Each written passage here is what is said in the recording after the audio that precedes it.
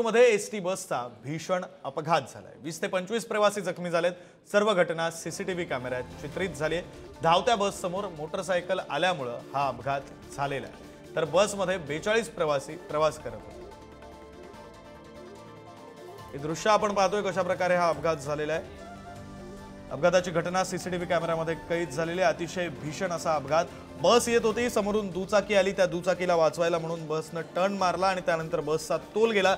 संपूर्ण बस ही कलंडली, रस्त्यावर ही बस कोसळली। त्यावेळची ही दृश्य, हे एक्सक्लुझिव्ह फुटेज आपण पुढारी न्यूजच्या टीव्ही स्क्रीनवर पाहतोय। अतिशय भीषण असा हा अपघात झालेला आहे। एसटी महामंडळाची ही बस असल्याचं प्रथमदर्शनी या सीसीटीव्हीमध्ये पाहायला मिळत आहे।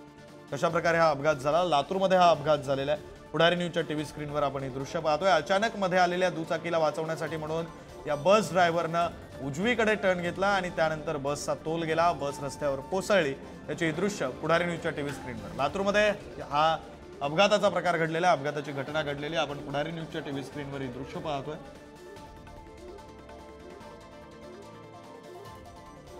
Thank you.